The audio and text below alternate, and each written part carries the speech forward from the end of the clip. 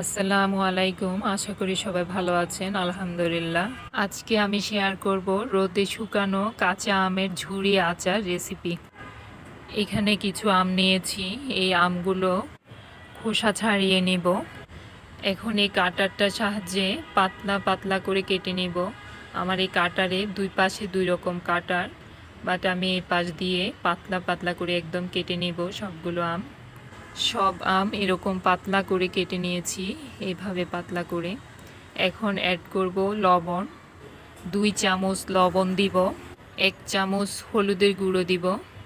এবার আমগুলো perfectly mash করে নিব। ম্যাশ করার পর 30 মিনিট এভাবে রেখে দিব। আমের থেকে যে অতিরিক্ত টক আছে, টকটা বের হয়ে আসবে। লবণ এবং হলুদের গুঁড়ো দুটো মিলে অনেকটা টক বের হয়ে আসবে। 30 মিনিট পর অনেক পানি বের হয়ে আসছে আমের গায়ে। এখন আমি আমগুলোকে ধুয়ে নিয়েছি ভালো করে।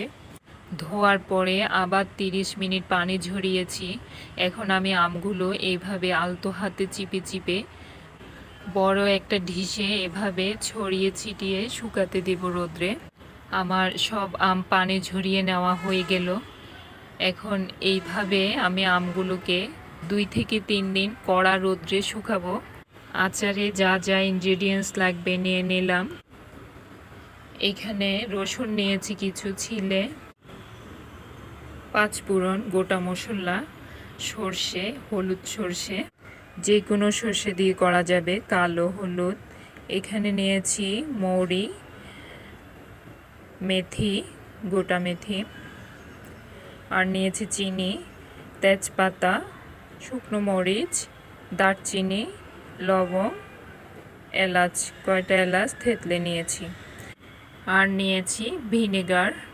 এখন আমি 5 ফোড়ন, গোটা মশলা, সরষে দুটোকে একসাথে ধুয়ে পানি ঝরিয়ে ব্লেন্ড করে নেব। ব্লেন্ড করার সময় আমি পানির পরিবর্তে হাফ কাপ ভিনেগার অ্যাড করব এখানে। আচারটা যেহেতু আমি ফ্রিজে রাখবো না, বাট লং টাইম যাতে ভালো থাকে। এখন আমার সর্ষেটা ব্লেন্ড করা হয়ে গেল। আমি পুরোপুরি ব্লেন্ড করিনি, হাফ ব্লেন্ড করেছি, আধা ভাঙা করে। এখন রসুনটা ব্লেন্ড করে নিব। রসুনেও আমি সেমভাবে হাফ কাপ ভিনেগার অ্যাড করব। এই পদ্ধতিতে আচারটা বানালে লং টাইম ভালো থাকবে, ফ্রিজে রাখার কোনো প্রয়োজন হবে না। রসুনটাও ব্লেন্ড করা হয়ে গেল। চুলায় একটা প্যান বসালাম। এখন দিব তেল, সর্ষের তেল।